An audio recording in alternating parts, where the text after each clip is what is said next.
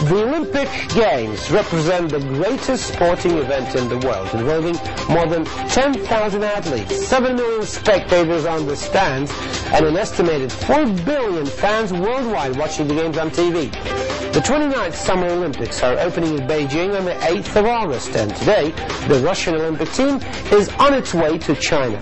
How well is the Chinese capital prepared for the event? And what should the fans expect from the Russian team? To talk about it, our guest today is a member of the International Olympic Committee, Vitaly Smirnov. Hello, Mr. Smirnov, and welcome to the show. Thank you. Mr. Smirnov, well, talking about the Beijing Olympics, well, the Greeks have spent around $15 billion for the Games in Athens. The Chinese are spending $42 billion. Does it mean that the Games in Beijing will be 3 times better than the Games in Athens? Not necessarily.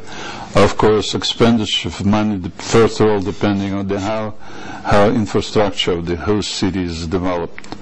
And I think that the majority of this money been spent for the constructions,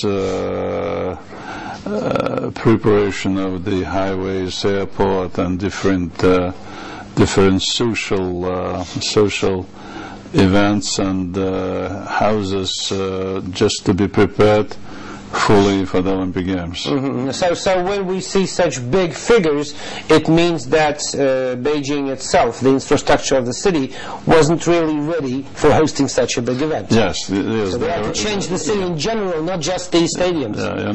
I've been first time I was in Beijing in early 19th, and what I have seen just a couple of months ago, it's absolutely new city. Mm-hmm.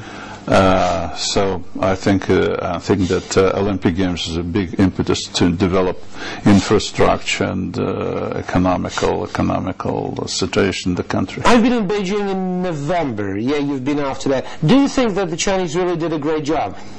Oh yes, definitely, because they've been for the preparation to the Olympic Games not only 7 years when they received this right, because they've been 2 times, and first time for the year 2000. Then they lost to Sydney, and after that was another attempt, and they have won. You've seen many Olympics in your lifetime, in your career. Yeah. What is your main impression? What's the most impressive about the Chinese way to organize things? First of all, now we are in a period of expectation, and we don't really know, because I think that our Chinese friends, they have prepared some kind of surprises, and each Olympic Games, first of all, especially taking in consideration those part which is depending on the organizers, like opening, closing ceremonies, the process of awarding the gold or the medals to the winners. Usually they have the national accent of the country, of the host country, because you cannot change the schedule of the competition, the way distances, etc. So the main invention concerns this part of the Olympic Games, and I think that the whole spirit. And I think that for China, that will be the greatest ever event from that point of view. Some specialists they finalized that there will be more journalists during this 16 days than the number of journalists which been gathered during last century. So then you can imagine what is expected. Okay, you mentioned Beijing losing the bid for the 2000 Olympics. Well, actually, even this time, Beijing was one of the most debated choices for the Olympic, and one of the reasons was that the Chinese capital is one of the most polluted cities in the world. And I personally witnessed that when I was in Beijing. You can't even take a picture, a photographic picture of the opposite side of the street, because it's all, in a mist. Do you think this may be a problem for the athletes?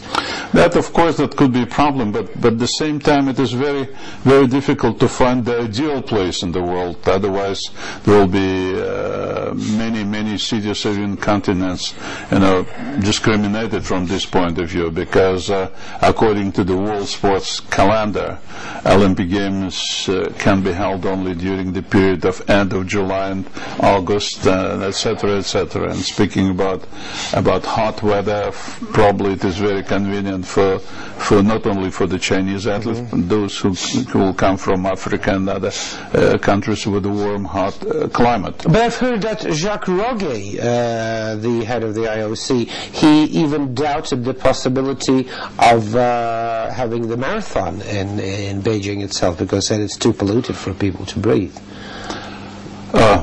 Well, I've just received a letter from the president, and where he mentioned that everything is ready, and we are expecting a great spectator and big event, and that the Chinese people, they have done so much, so we hope that will be one of the best ever Olympic Games. To end up with the pollution matter, I have a report here saying that the U.S. athletes may parade at the opening ceremony in respiratory masks equipped, as you know, like for chemical warfare. Is it possible, and will that be embarrassing? Well, in general, IOC has no any kind of regulations on this point of view, but I don't remember that we ever had such kind of protection on the athletes, but the effect could be counterproductive. Okay, another matter about the Beijing Olympics, another problem that was widely debated in the press, aside the pollution, is the political problem. Well, Article 51 of the Olympic Charter states, I quote, "No kind of demonstration or political, religious or racial propaganda is permitted in any Olympic sites, venues or other arenas," end quote. But some influential political groups, influential NGOs have been encouraging athletes during the ceremony, during the opening ceremony, to show the T sign, do like that, you know, symbolizing Tibet, symbolizing the sympathy for Tibet. Is that possible? And if that happens, will there be any measures taken by the athletes? I think that each case will be considered by the special commission and then by the executive board, because IOC is very strict about that, fulfilling the rules. Otherwise, if IOC making kind of relaxation of such kind of demands, then in the future that will be a mess. So, well, in spite of the fact that there were some even heads of the states who declared that they will not attend the opening or closing ceremony, but as far as I know, some of them have already changed their mind. What should be taken in mind that before Olympic Games were given to China, all these aspects, Tibet, human rights, pollution, etc., etc., been well known. If we compare with the Olympic Games in Russia, the case of Afghanistan was absolutely unpredictable before. It happened after, after 79, just a year before the Olympics started. But now it's nothing new. The situation, that some political aspects don't be known, and so the Olympic Games were, in spite of the fact that Olympic Games were given to China. So that's why we have to, IOC have to respect. But there were countries that didn't vote for China, maybe for political reasons, and that's why they want to make their stand during the Games. Position of the former IOC President Juan Antonio Samaranch was to give Olympic Games to those countries which are probably, from his point of view, or some IOC members' point of view, having problems, and he said that will help them to overcome. Do you agree? Oh yes, I agree, because I think that the imagination and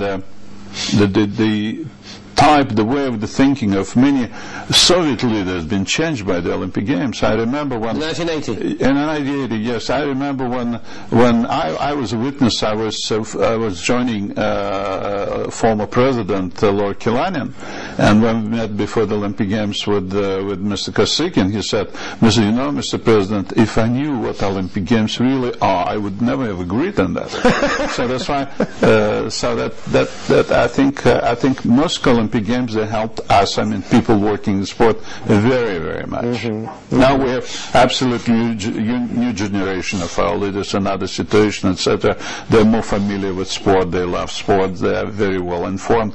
But in general, in many countries, sport helped to develop not only infrastructure, like metro, like highways, etc., but also the way of thinking. You mean it changes the mentality of... Oh yes, of course.